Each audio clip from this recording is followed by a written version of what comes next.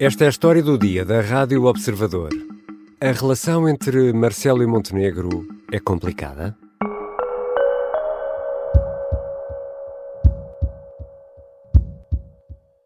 Eu já sei qual é o perfil que eu preferiria.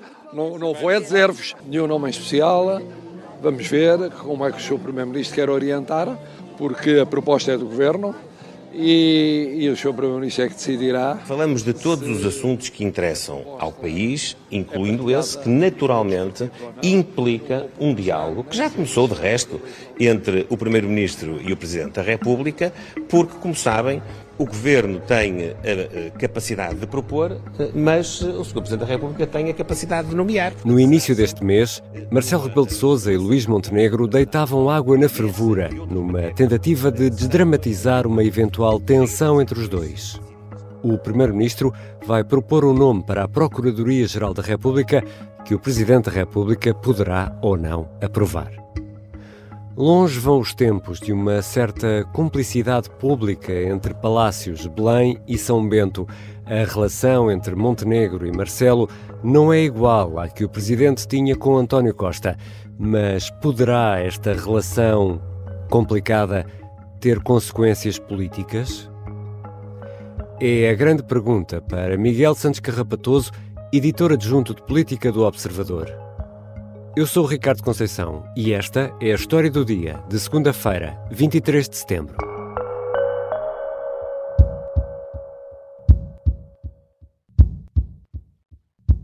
Bem-vindo, Miguel. Olá, Ricardo. Miguel, vou propor-te aqui um exercício para, numa resposta, não podes passar de uma, nos explicares ou nos recordares como era a relação entre o Presidente Marcelo Rebelo de Sousa e o Primeiro-Ministro António Costa.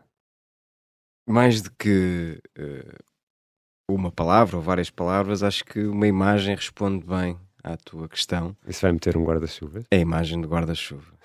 Aquela imagem que moldou a relação entre António Costa e Marcelo Rebelo de Sousa, em que o então Primeiro-Ministro segurava o guarda-chuva e abrigava Marcelo Rebelo de Sousa. Isso foi em junho de 2016, em Paris. Chovia. Teremos sempre Paris.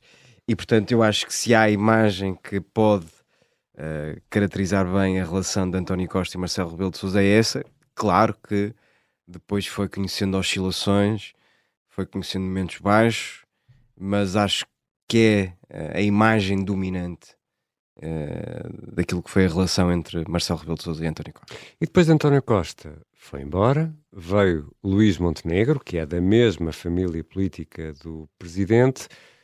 Como é que foi esses primeiros tempos de relação? Uns cafés, jantar fora, almoçar? É preciso dizer que Marcelo Rebelo de Sousa e Luís Montenegro se conhecem há muitos anos. Exatamente. Há mais de 20 anos. E já aqui explicámos isso também na história do dia. É verdade. Luís Montenegro apareceu pela mão de Luís Marques Mendes. Marcelo Rebelo de Sousa conheceu nessas circunstâncias, foi mantendo no radar, fez-lhe elogios públicos rasgados quando Luís Montenegro ainda estava muito longe de vir sequer a ser líder do PSD, e portanto há esse histórico, mas ao mesmo tempo também houve uma coabitação que não foi muito tranquila quando Luís Montenegro era ainda líder da oposição e António Costa primeiro-ministro.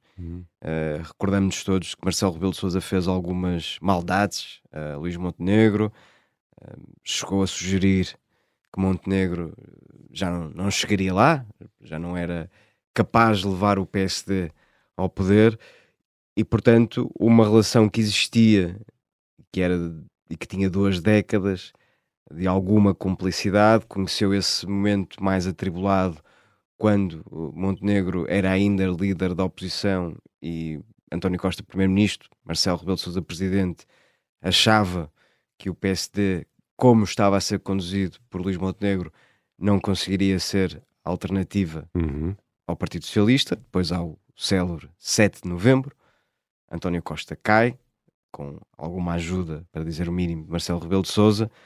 Luís Montenegro vence as eleições e os dois, Marcelo e Luís Montenegro, percebem que têm de conviver. Tem de se entender. Mas a diferença de perfil entre António Costa e Luís Montenegro é ainda muito difícil de encaixar para Marcelo Rebelo de Sousa. E temos visto, temos notado esses pequenos desconfortos, vou chamar-lhes pequenos desconfortos, por exemplo, a crise das urgências. Tivemos aquela visita, aquilo quase parecia uma embaixada portuguesa ao Papa, aquela visita ao Hospital de Santa Maria, em Lisboa, e pairou uma dúvida, por exemplo.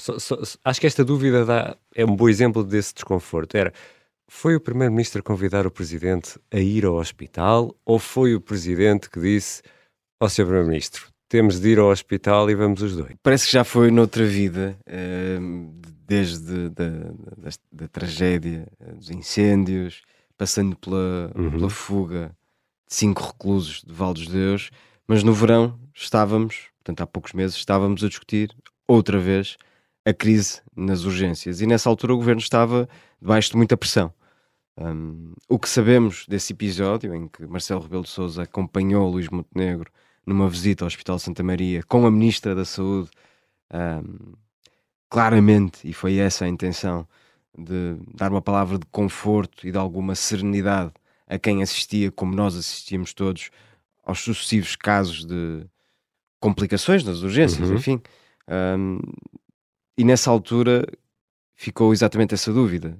Teria sido Luís Montenegro a procurar o colo de Marcelo Rebelo de Sousa, ou teria sido Marcelo Rebelo de Sousa a dar colo ao Governo? O que sabemos hoje é que a resposta estará alguns no meio. Marcelo Rebelo de Sousa há muito que vinha dizendo, ou fazendo saber, junto do Luís Montenegro, que era preciso dar uma palavra aos portugueses, dizer que as coisas não estando a correr maravilhosamente bem, porque o Governo esteve calado durante muito tempo, era preciso dar um sinal, precisamente para não criar o tal alarme social que Marcelo Rebelo de Sousa queria evitar. Luís Montenegro achou durante muito tempo que não tinha de prestar esse esclarecimento, ou dar essa palavra ao país, e depois, algures a meio do caminho, Luís Montenegro terá mudado de ideias e aí sim convidou Marcelo Rebelo de Sousa a juntar-se a ele numa visita ao Hospital de Santa Maria. Então, e agora nos incêndios, como é que foi? Que também vimos os dois, lado a lado, em declarações públicas. Precisamente, é um padrão que se repete na altura, no momento delicado, no primeiro grande momento delicado do Governo, foi durante o verão com a crise das urgências. Marcelo Rebelo de Sousa apareceu ao lado de Luís Montenegro, precisamente para lhe emprestar alguma popularidade, que Marcelo Rebelo de Sousa ainda tem, naturalmente, alguma autoridade, quem é Presidente da República já quase há 9 anos, e agora, nos incêndios, Montenegro convidou Marcelo Rebelo de Sousa a presidir ao Conselho de Ministros Extraordinário, e Marcelo apareceu, dá total conforto ao Governo, dizendo que concordava inteiramente com as medidas que Luís Montenegro iria anunciar. Portanto, houve aqui um cuidado de envolver o Presidente da República nesta resposta aos incêndios e na resposta que, diz o Governo, pretende dar para evitar que esta situação se repita. Portanto, aqui o padrão é o mesmo. No momento delicado para o Governo, durante a crise nas urgências, e também agora na resposta aos incêndios, Montenegro procurou sempre Marcelo Rebelo de Sousa, procurou sempre a popularidade e a autoridade do Presidente da República. Apesar de certeza que falaremos disso mais à frente, o dia-a-dia, se quisermos, entre Primeiro-Ministro e Presidente da República não é feito desta cumplicidade tão estratégica. E já voltamos à conversa com o editor adjunto de política do Observador, Miguel Santos Carrapatoso. Até que ponto pode ser complicada esta relação entre Presidente e Primeiro-Ministro e, sobretudo, que consequências podem advir daí?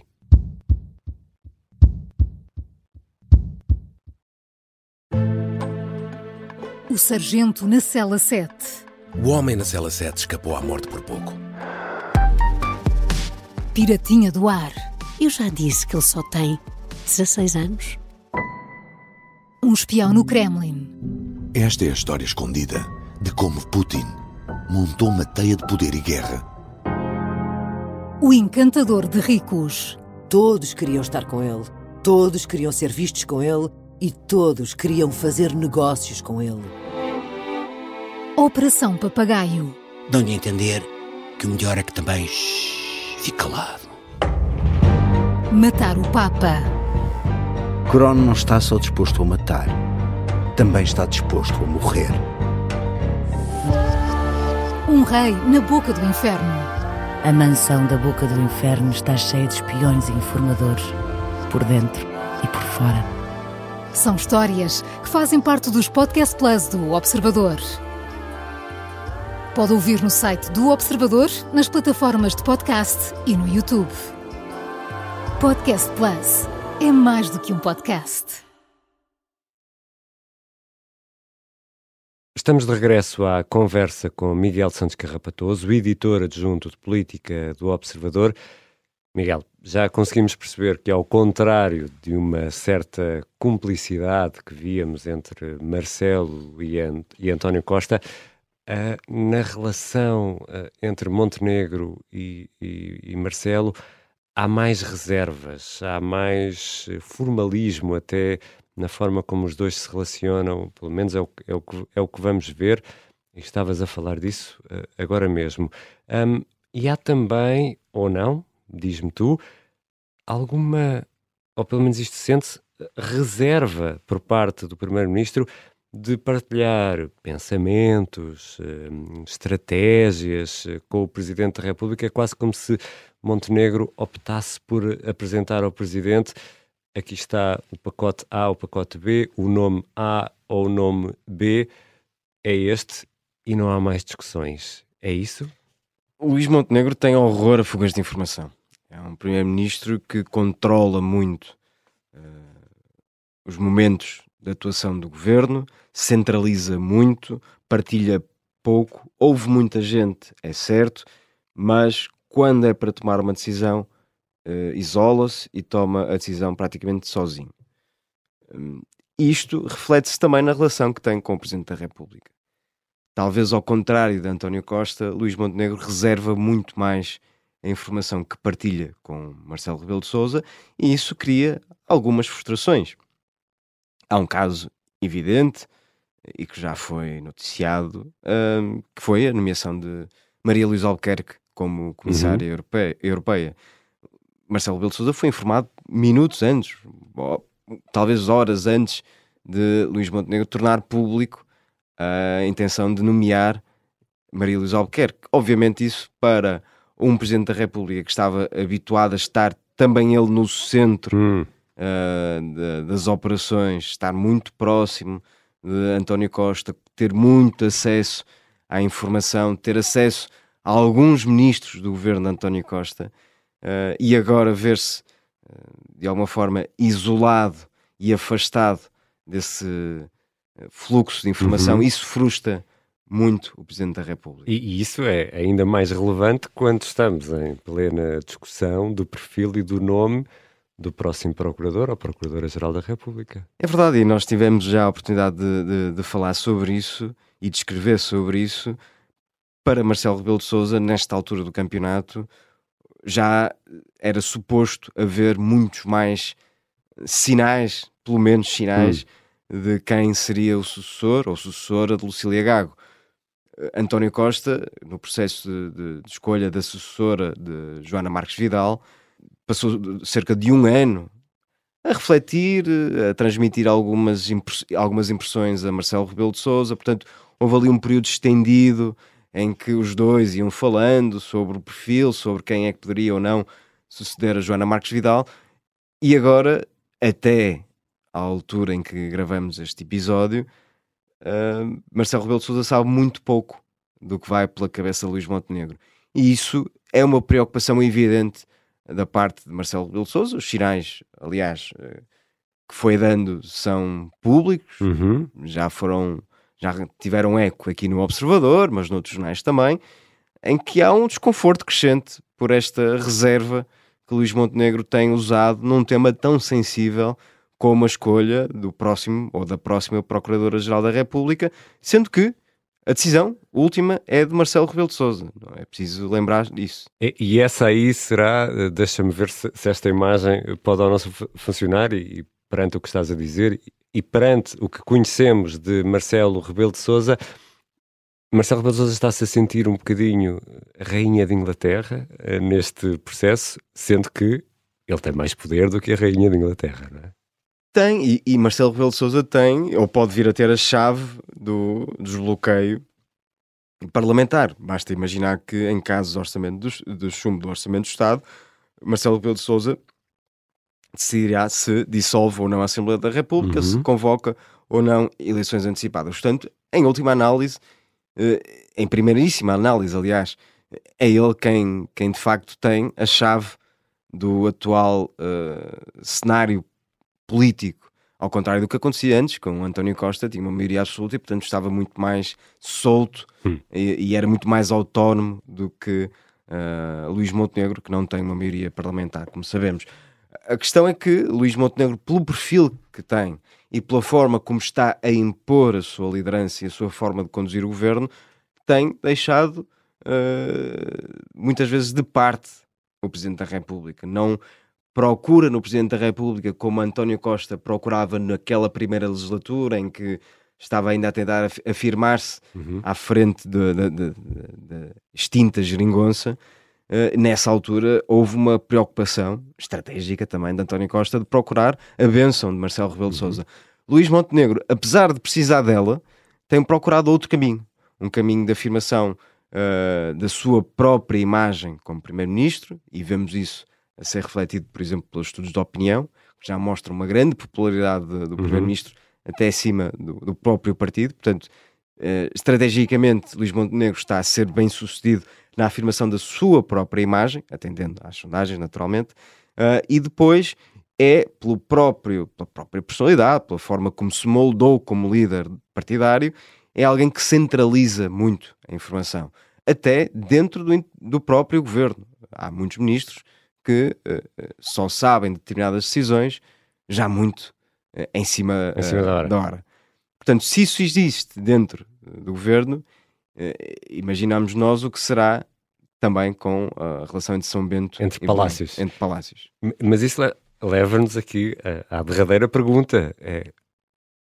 Essa forma, essa relação complicada, como lhe chamamos, pode ter consequências políticas? Também costumamos dizer que os políticos não podem ter estados de alma, não é? Portanto, há uma relação institucional entre o Presidente da República e o Primeiro-Ministro.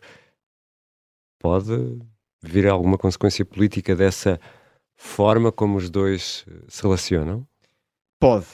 E nós tendemos a ter sempre uma visão muito benevolente de Marcelo Rebelo de Sousa, porque o Presidente da República construiu essa imagem, mas não nos podemos esquecer que durante o período de coabitação com António Costa, Marcelo Rebelo de Sousa fez muitas maldades ao governo.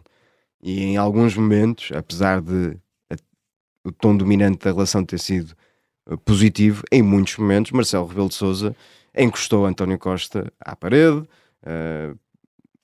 pôs-lhe algumas cascas de banana pelo caminho, e portanto poderemos imaginar que se Luís Montenegro insistir numa estratégia de distanciamento, e portanto podemos imaginar que se Luís Montenegro insistir neste afastamento estratégico em relação a Marcelo Rebelo de Sousa, o Presidente da República pode responder na mesma moeda. E, como dizíamos há instantes, é ele quem tem o último poder, a última palavra em muitos momentos, sobretudo num governo que é tão frágil do ponto de vista do apoio parlamentar.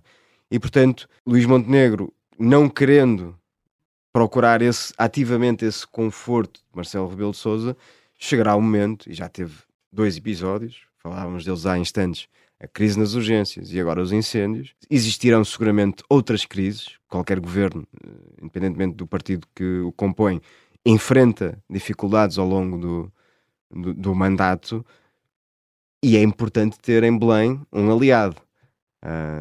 Montenegro pode estar aqui ao insistir nesta ideia de que Marcelo Rebelo de Sousa deve estar isolado. Lá na casa dele. Lá na casa dele. Pode estar aqui a correr um risco, porque no momento em que precisar, e vai precisar seguramente, do apoio de Marcelo Rebelo de Sousa, o Presidente da República pode puxar o tapete. Obrigado, Miguel. Obrigado, Ricardo.